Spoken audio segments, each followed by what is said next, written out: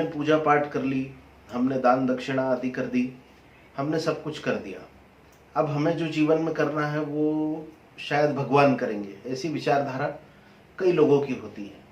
जैसे कि मान लीजिए आपकी परीक्षा है, लेकिन आप शिवालय गए, आपने महादेव को बेलपत्र अर्पित कर दिए, दूध दही घी शक्कर जो भी आप श्रद्धा से अर्पित करना चाहते हैं आपने अर्पित कर दिया, और फिर एक मान्यता बना ली कि अब मुझे ना पढ़ना है ना मुझे कुछ करना है, अब शिव कृपा से मैं पास हो जाऊंगा।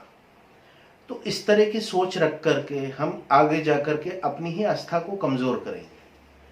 अब इसे आप इस तरह समझिए, कई लोगों में देखा मैंने कि जिन्हें लग रहा है कि नहीं आप महादेव पर जाकर के सिर्फ बेलपत्र चढ़ा देंगे और फिर अगर आप पढ़ेंगे भी नहीं तो भी आप पास हो जाएंगे, बड़े से बड़ी एग्जाम को आप पास कर लेंगे। अब हमें यहाँ पर कौन क्या कहता है कौन क्या करता है इसमें ना पढ़ते हुए हमें ये समझना है कि शिव क्या कहते हैं। तो इसे ऐसा समझिए कि महादेव ने आगम निगम का ज्ञान सप्त ऋषियों को दिया सृष्टि के आरंभ में, और शिव का वो स्वरूप कहलाता है दक्षिणामूर्ति शिव, अर्थात महादेव उसमें गुरु रूप में विराजमान है और गुरु बन करके सप्त ऋषियों को आगम निगम का ज्ञान दे रहे हैं। और फिर वो सप्त ऋषियों से कहते हैं कि अब आप जाइए और पूरे मनुष्यों को आगम निगम का ज्ञान दीजिए, सृष्टि का ज्ञान समझाइए। और जितने भी महादेव ने योग अध्यात्म आदि सप्त ऋषियों को सिखाया था, सप्त ऋषियों ने आगे जाकर के उसे फैलाया और पूरे विश्व में होता हुआ वो आज वो हम तक वो ज्ञान पहुंच सका है। अब इसे हमें समझना होगा कि महादेव स्वयं गुरु रूप में स्थित होते हैं, अर्थात गुरु परंपरा का आरंभ शिव से होता है, इसलिए हम महादेव को भी आदि गुरु कहते हैं। तो आदि गुरु होकर के महादेव स्थित है। क्यों उन्होंने सप्त ऋषियों के अंदर सीधे ज्ञान नहीं डाल दिया? महादेव तो सब कुछ कर सकते हैं, वे सक्षम है और उसमें कोई संदेह भी नहीं। तो उन्होंने सीधे ही सप्त ऋषियों के मस्तिष्क में वो ज्ञान क्यों नहीं डाल दिया? 1 मिनट के अंदर हो सकता था कार्य, या उसके भी 1000वें हिस्से में, या उस 1000वें हिस्से के भी 1000वें हिस्से में, क्योंकि महादेव तो हर सीमा से परे हैं, है ना। तो वो चाहते तो वो सीधे उनके मस्तिष्क में डाल देते और फिर सप्त ऋषि जाकर के अपना कार्य आरंभ कर सकते थे। लेकिन महादेव ने ऐसा नहीं किया। जिस तरह एक शिक्षक अपने सिखाता है, जो स्टूडेंट्स होते हैं उनको सिखाते हैं, उसी तरह से महादेव ने सिखाने का कार्य किया है, क्योंकि महादेव वहां गुरु रूप में विराजमान है, दक्षिणामूर्ति शिव के रूप में विराजमान है और सप्त ऋषि शिष्य के रूप में विराजमान है। तो महादेव उन्हें स्टेप बाय स्टेप धीरे धीरे शनै शनै करके सारा ज्ञान देना आरंभ करते हैं। तो महादेव शिक्षा देते हैं कि जीवन में कोई भी ज्ञानार्जन आपको करना है तो उससे आपको सीखना होगा, और उसका अभ्यास भी सप्त ऋषि करते हैं। तो आपको उस ज्ञान का अभ्यास भी करना है, उसका चिंतन मनन भी करना है, और यदि आप चाहते हैं कि ज्ञान सदा बना रहे तो आपको आगे की पीढ़ियों तक वो पहुंचाना भी है, जिसे सप्त ऋषियों आदि ने वो कार्य शिव इच्छा से किया। तो महादेव सिखाते हैं। अब जब स्वयं महादेव गुरु परंपरा को स्थापित करते हैं, सीखने सिखाने को के लिए प्रेरित करते हैं कि आपको सीखना भी होगा और आपको सिखाना भी होगा, ठीक है ना। तो महादेव साक्षात विराजमान होते हुए भी वहां कोई चमत्कारिक घटना नहीं करते कि वो सप्त ऋषियों के मस्तिष्क में आगम निगम और सारे ज्ञान उन्होंने डाल दिए, है ना। तो वो सिखाते हैं। तो आप समझिए कि आप जब महादेव के पास जाएंगे और आप कहेंगे कि मैंने महादेव ही अर्पित कर दिया, अब मैं सब्जेक्ट में पढ़ा भी नहीं और मैं पास हो जाऊं, तो ये हमारी से मूर्खतापूर्ण सोच होगी। इसके अतिरिक्त तो कुछ भी नहीं होगा, क्योंकि हम जीवन में जो चाहते हैं हमें उसके लिए परिश्रम करना ही होगा। अब सवाल ये उठता है, फिर शिव कृपा से क्या होगा? हम शिव जी की आराधना क्यों कर रहे हैं? हम मंदिर में क्या नहीं जाए? एग्जाम देने के पहले नहीं जाए? बिल्कुल आपको जाना चाहिए। इस चीज को आपको समझना होगा कि सप्त ऋषियों को अपने परिश्रम से सब कुछ सीखना पड़ा, लेकिन सिखाया महादेव ने।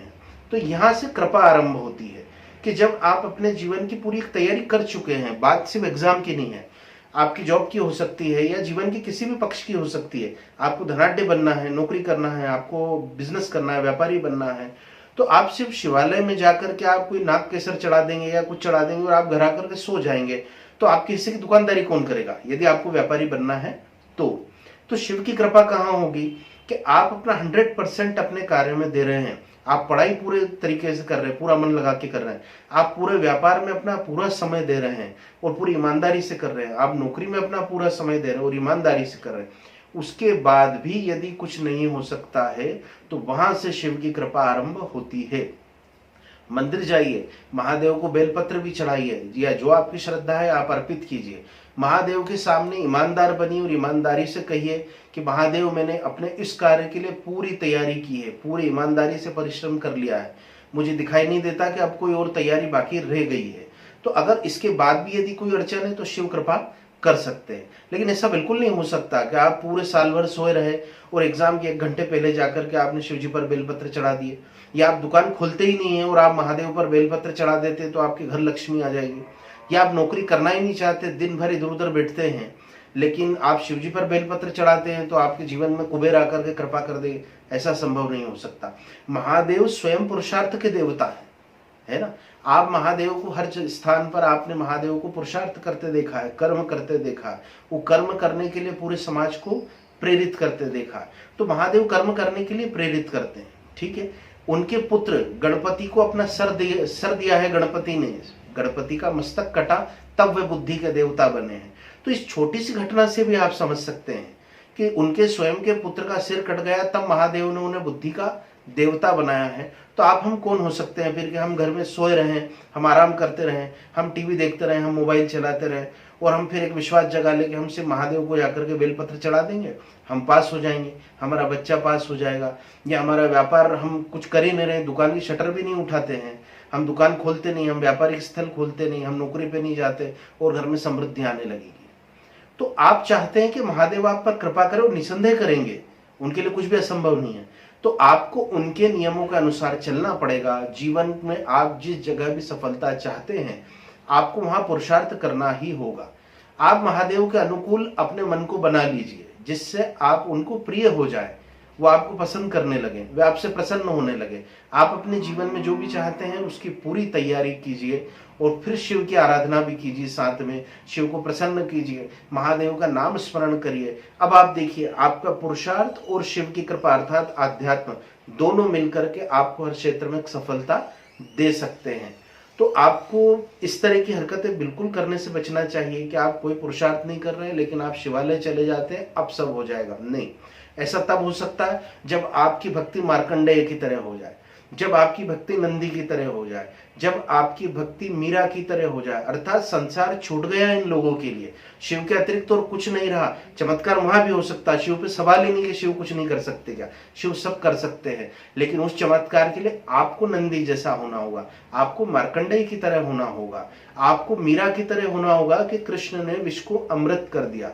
लेकिन अगर वो स्थिति आपके जीवन में हो ही नहीं पा रही है, आप समाज में भी उलझे हैं, आप संसार में भी उलझे हैं, आप पाप पुण्य में भी उलझे और उसके बाद आप सोचते बिना पुरुषार्थ के सिर्फ पूजन कर देने से कृपा हो जाएगी, तो ऐसा नहीं हो सकता। महादेव के अनुकूल आप बनिए, वे आप पे कृपा करेंगे और पूरे पुरुषार्थ के साथ आगे बढ़िए। भक्ति भी एक तरह का पुरुषार्थ है, वो भी करिए, संसार में भी पुरुषार्थ करिए, तब शिव की कृपा होगी और निसंदेह होगी। नमः शिवाय।